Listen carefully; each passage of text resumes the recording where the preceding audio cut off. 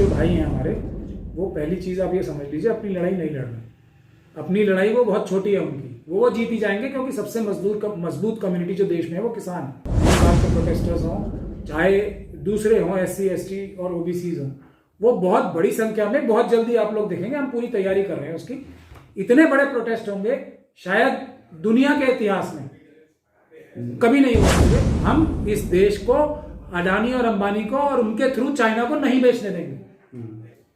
दिल्ली की अलग अलग सीमाओं पर किसानों का जो प्रदर्शन चल रहा था, उस पर आखिरकार सुप्रीम कोर्ट ने एक तरह से देखा जाए तो किसानों का ही फेवर लेते हुए कानून को होल्ड कर दिया है। कुछ वक्त के लिए रोक लगा दिया है। उसमें 4 लोगों की बाकायदा कमेटी बनाई गई है जो आगे चलकर इस मामले को डील करेंगे। फिलहाल इन तमाम इशू पर बात करने के लिए हमारे साथ एडवोकेट हैं सुप्रीम कोर्ट के महमूद प्राचा साहब। प्राचा साहब वही हैं जो अक्सर दलितों के, मुसलमानों के इशू पर और ख़ास तौर से शाहीन बाग में जो भी कानूनी मदद हुआ करती थी उन चीज़ों को लेकर के इस पूरे मामले को देखा करते थे। प्राचा साहब, शुक्रिया आपने वक्त दिया हमें। ये कैसे देखते हैं, क्या ये किसानों की सबसे बड़ी जीत मानी जाए फिलहाल इस वक्त? देखिए, किसानों की जीत में तो किसी को कोई शक होना ही नहीं चाहिए जी, मगर ये सुप्रीम कोर्ट का जो फैसला है, मैं उसे उसका मैं क्रिटिसिज्म करना चाहता हूँ, और ज़बरदस्त क्रिटिसिज्म करना चाहता हूँ, क्योंकि एक अनफेयर फैसला लगता है। और सुप्रीम कोर्ट की जो ताकत है, या तो वो ये कह सकते थे कि ये कानून जो है संविधान के हिसाब से नहीं है और उसको रद्द कर सकते थे। उसको स्टे करना, और स्टे करने का मकसद भी यही होता है कि ये कानूनी, ये जो कानून है गैर कानूनी है। तो जब स्टे ही कर रहे थे तो इसको खत्म ही कर सकती थी सुप्रीम कोर्ट। और स्टे करने के बाद जो दूसरी कार्रवाई की गई है, जिसका देखिए सुप्रीम कोर्ट की जजमेंट्स को क्रिटिसाइज करना हर एक नागरिक का फर्ज है, धर्म है, और ये उसको करना भी चाहिए, हम ये मानते हैं। तो इसीलिए हम इसका क्रिटिसिज्म करना चाहते हैं इस जजमेंट का। और वो ये क्रिटिसिज्म है कि एक तरफ तो सुप्रीम कोर्ट ये मानती है कि ये संविधान की भावना के विरुद्ध है, प्राइमा फेशा, यानी कि प्रथम दृष्टया या पहली नजर में देखने में ये संविधान के खिलाफ है, जब ही सुप्रीम कोर्ट स्टे करती है। तो 2-4 दिन और लेके सुनवाई करके इसको खत्म ही कर सकते थे। ये जो लेकिन दूसरी कार्रवाई की है कि कुछ लोगों को इसमें कमेटी बना दी, ये मेरे ख्याल से ये पूरी तरीके से गैर संवैधानिक कार्य है।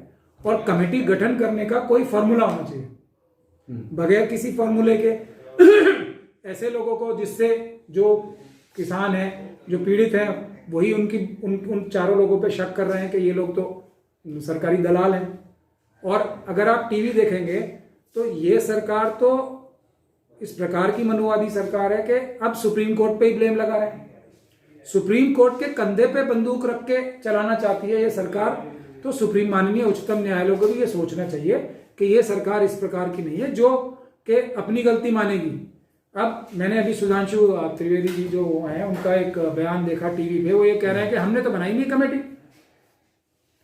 अब देखिए क्या इशारा कर रहे हैं वो, कि किसान ये कह रहे हैं कि ये जो हैं लोग जो हैं ये दलाल हैं, ये ठीक नहीं है चारों मेंबर्स।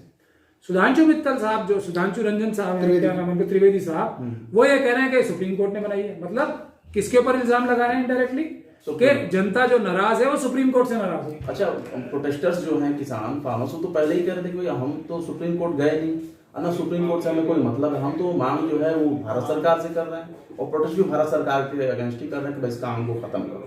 तो इसमें भी क्या कोई पॉलिटिकल मैटर लगता है कि अपने आप इस मामले को सुप्रीम कोर्ट ले जाना और वहां से इस तरह के कानून को लेकर के जिस तरह से विरोधाभास किसानों के जरिए उठा, इसको आप किस तरह से देखते हैं? देखिए, आजकल क्या सरकार ने रवैया बना रखा है, हर चीज को झूठा एक नेशनलिज्म का इशू बना देते हैं। हर चीज को झूठा, जो ये चोरी करेंगे, जो ये डकैती डालेंगे, जो ये देश का इंटरेस्ट कॉम्प्रोमाइज करेंगे, क्योंकि ये गुजराती मनुवादी मानसिकता के लोग हैं ना। मनुवादी गुजराती जो बिजनेसमैन है वो सबसे ज्यादा मक्कार होता है। चाइना के साथ मिलकर, मैं आपको इनकी कैरेक्टर बता रहा हूँ, चाइना के साथ मिलकर, एक बड़ा आरोप आप लगा रहे हैं। आरोप नहीं है, सच्चाई है जी। मुझे कोई चैलेंज करे ना, डिफेमेशन डाले, मैं एक्सप्लेन करूंगा। मनुवादी मानसिकता के गुजराती बिजनेसमैन जो हैं वो बहुत ही मक्कार होते हैं। वो आज की तारीख में सबसे बड़ा नुकसान जो देश का कर रहे हैं। देश की सेना जो है वो चाइना पे हमला करके अपनी जमीन छुड़ाना चाहती है, मगर ये मनुवादी मानसिकता के जो गुजराती बिजनेसमैन है, गुजराती बार बार बोल रहा हूं मैं आपको, मनुवादी मानसिकता वाले, ये ज्यादातर, अगर इस पे आप रिसर्च करेंगे तो ज्यादातर चाइना में बैठे हैं लोग। चाइना के बिजनेस कंपनीज में जो स्टेट ओन्ड कंपनीज भी हैं उसमें मेंबर्स हैं, उसके पार्टनर्स हैं, और हमारे देश की जो डिफेंस पॉलिसी है उसको इन्फ्लुएंस कर रहे हैं कि चाइना पे हमला करके हमारी जगह नहीं वापस लेनी चाहिए हमारी फौज को। फौज बहुत दबाव बना रही है सरकार के ऊपर, तो कौन रोक रहा है? ये गुजराती मानसिकता के मनुवादी बिजनेसमैन। इतने बड़े गद्दार और एंटी नेशनल आप माना जाए तो ये वो हैं। आप इस पे रिसर्च कर लीजिए, आप कीजिए स्टोरी, मैं आपको और डिटेल दूंगा अगर डिटेल में करेंगे तो। ये लोग अगर कभी किसानों को आतंकवादी बताते हैं, कभी मुसलमानों को आतंकवादी बताते हैं, कभी सिखों को आतंकवादी बताते हैं, कभी दलित और जो ट्राइबल लोग हैं उनको नेक्स्ट लाइन बता के आतंकवादी बताते हैं। अच्छा, किसानों के ऊपर भी बहुत से मामले लगाए गए, एफआईआर दर्ज किए गए, केस दर्ज किए गए। एक बंदा तो जो वाटर कैनन को जाकर बंद कर दे रहा है उसके ऊपर हत्या के मामले दर्ज किए गए।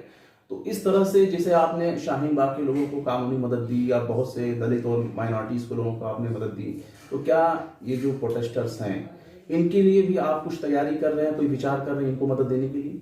जबरदस्त, आपके माध्यम से बता दें, हम जबरदस्त तैयारी कर रहे हैं। किसान जो भाई हैं हमारे, वो पहली चीज आप ये समझ लीजिए, अपनी लड़ाई नहीं लड़ रहे। अपनी लड़ाई वो बहुत छोटी है उनकी, वो जीती जाएंगे क्योंकि सबसे मजबूत कम्युनिटी जो देश में है वो किसान है। वो हमारे लिए और आपके लिए लड़ रहे हैं। ये अडानी और अंबानी, ये गुजराती मानसिकता, मनुवादी मानसिकता के बिजनेसमैन क्या करने जा रहे हैं? ये 1 रुपए की चीज 50 रुपए में बेचने जा रहे हैं।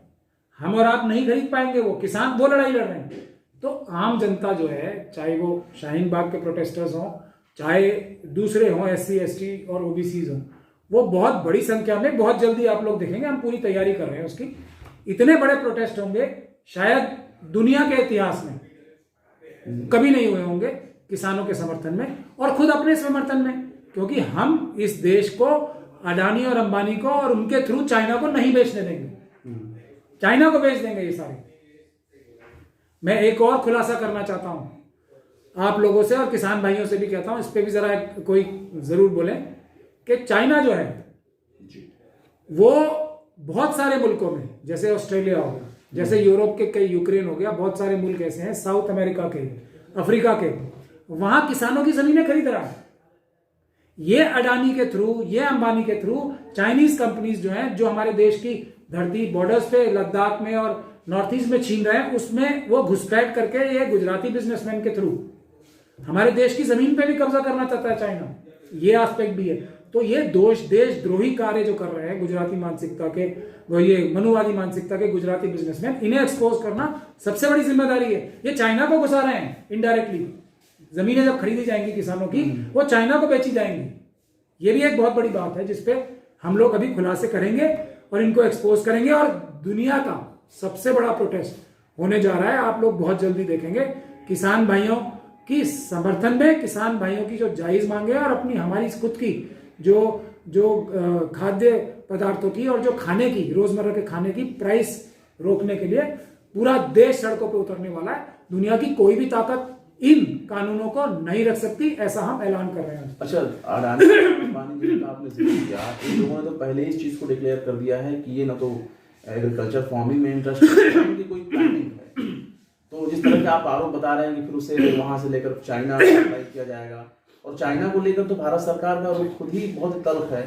तो ऐसा किस हद तक ये बात सही हो सकती है? क्या आरोप, मतलब इसकी बुनियाद क्या है, कैसे कह सकते हैं? इसकी बुनियाद ये है, पहले तो हम आप लोगों से ये कह रहे हैं कि आप रिसर्च कीजिए कि चाइना कितने देशों में जमीन खरीद रहा है। वो तो पता है कि ऑस्ट्रेलिया वगैरह से बहुत ही आरोप लगे हैं कि वहां की जमीनें। एक बात ये पता है आपको, दूसरी बात ये पता होनी चाहिए कि गुजराती मनुवादी मानसिकता के गुजराती बिजनेसमैन कितनी चाइना की स्टेट ओन, जो उनकी सरकारी कंपनीज भी हैं, उसमें कितने लोगों में पार्टनरशिप है उनकी, ये आपको पता होनी चाहिए बात। जो भी देख ले, ज्यादातर जो बिजनेस हो रहा है चाइना के साथ, उसमें गुजराती मनुवादी मानसिकता के गुजराती बिजनेसमैन ही इन्वॉल्व है।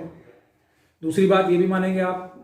अब तीसरी बात ही तो रह गई, जो ये जमीनें खरीदी जाएंगी किसानों की, वो क्या अपने मित्र जो उनके पार्टनर्स हैं चाइना वालों को नहीं बेचेंगे तो किसे बेचेंगे? पैसा कहां से ला रहे हैं? वो देश को बेच के पैसा कहां से कमा रहे हैं? अभी भी तो ट्रेड डेफिसिट जो है कितना ज्यादा है, 30% 70% का डिफरेंस है। चाइना हमारे पास जो आज भी एक्सपोर्ट कर रहा है चीजें, वो 70% की मिकदार में है। ये भी बात फैक्ट है ना। ट्रेड डेफिसिट इंडिया जो है कितना चाइना से नुकसान उठा रहा है एवरीडे आज भी। हमारे देश के सेना, आप ये बताइए मुझे, क्या हमारे देश की सेना कैपेबल नहीं है कि बहुत ही कम टाइम में चाइना से सारी जमीनें अपनी छीन लेगी। किसी को इस बात में शक है? फिर क्यों नहीं छीन रहे हैं? क्यों नहीं छीन रहे? आप जवाब दीजिए ना इसका। उसका इन सब सवालों का एक ही जवाब है, ये सरकार जो है, मनुवादी मानसिकता के लोग जो है वो देशद्रोही होते हैं। उनके संबंध देखिए, एक और मैं आपको एग्जांपल देता हूं। पाकिस्तान में जो पीओके है, जो सीपैक है ना, चाइना पाकिस्तान इकोनॉमिक कॉरिडोर जो है, वो हमारे देश की धरती से, जो कि पाकिस्तान ऑक्यूपाइड कश्मीर है, उसी में से जा रही है। इस सरकार ने पिछले 2 सालों में एक बार प्रोटेस्ट किया है? हम लोग चिल्लाते चिल्लाते मर गए कि सीपैक को रुकवाओ आप, पीओके से रुकवाओ आप। सरकार ने किया है क्या? और कितने एग्जाम्पल दें हम इस सरकार के? चाइना के साथ जो मनुवादी मानसिकता के गुजराती बिजनेसमैन है, वो कैसे इस सरकार के सारी पॉलिसीज को इन्फ्लुएंस कर रही है चाइना के हक में और पाकिस्तान के हक में। हमारे देश की सारी इकोनॉमी बर्बाद हो जाएगी सीपैक अगर चला तो। मैं आपको ये बता रहा हूं, ये सारी दुनिया को पता है। लेकिन ये सरकार पीओके पे से उसको रुकवाने के लिए कोई कदम नहीं उठा रही। क्या हमारे देश की सेना नहीं रुकवा सकती उसे?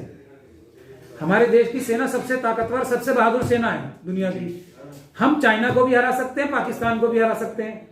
तो क्यों ना तो पीओके से सीपैक रुकवा रहे हैं हम, ना अपनी धरती जो लद्दाख में से और नॉर्थ ईस्ट में से ले रहे हैं। तो किसकी कमी है ये? बताइए ना आप। यही सवाल मैं जनता से पूछता हूं। और किसान जो कि जवान सप्लाई करते हैं देश के, किसानों के ही बेटे जाके ज्यादा जवान हैं, अब उनके ऊपर हमला क्यों हो रहा है? ताकि देश की सेना को भी कमजोर किया जाए। ये सब चीजें समझने की हैं। ऐसे बड़े खुलासे हम बहुत जल्दी बहुत सारे करने वाले हैं। और ये सरकार, मनुवादी सरकार, अपनी गलतफहमी दूर कर ले। भारत देश का संविधान जो है, बाबा साहब डॉक्टर भीमराव अंबेडकर ने लिखा था।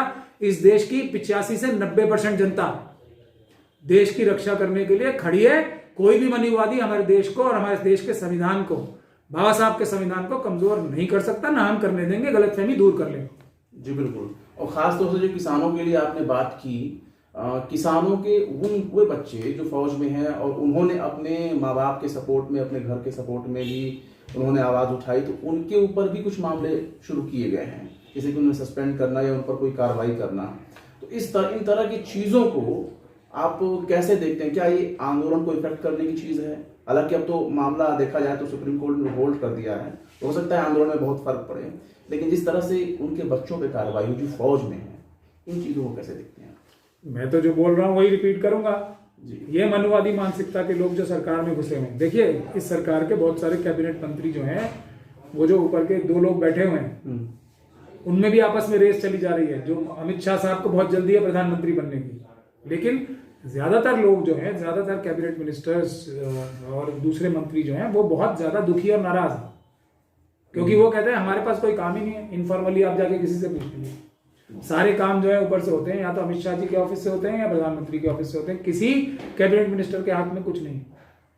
तो ये जो कार्रवाई चल रही है, और दूसरा अडानी अंबानी और देश के दूसरे 50 बिजनेसमैन को छोड़कर बाकी तो सारे बिजनेसमैन से भी बिजनेस छीन के इन 50 लोगों के हवाले कर रही है सरकार। तो ये है मनुवादी मानसिकता। वो किसी को भी नहीं छोड़ेंगे। और हम तो बार बार फिर ये एग्जांपल देंगे आपको, ये देश की सेना को कमजोर करना चाहते हैं, देश के किसान को कमजोर करना चाहते हैं। जो जय जवान जय किसान जो हमारे देश की रीढ़ की हड्डी है, दोनों को कमजोर करने के लिए चाइना से मिली भगत इन गुजराती जो लोग हैं, मनुवादी मानसिकता के बिजनेसमैन जो ये व्यवसायी हैं, उनकी साजिश है। तो जय जवान को भी कमजोर करना है, जय किसान को भी कमजोर करना है। और कैसे एग्जाम्पल दें? आप खुद ही सबूत बता रहे हैं, एक के बाद एक कि चाइना के साथ जो मनुवादी मानसिकता के गुजराती व्यापारी हैं, वो मिले हुए हैं। इस बात को हाईलाइट करेंगे हम, और सब लोग करेंगे। जी बहुत बहुत शुक्रिया आपका। तो ये थे महमूद परचा, सुप्रीम कोर्ट के एडवोकेट हैं। तो जिस तरह से आपने देखा कि उन्होंने कई चीज़ों के दावे किए और कई चीज़ों को खुलासा करने की कोशिश की, बताया कि किस तरह से किसानों को, उनके बच्चों को जो फौज में हैं और देश की अलग अलग सीमाओं को लेकर के इन्होंने जो बात कही, वो काफ़ी एक बड़ी बात है।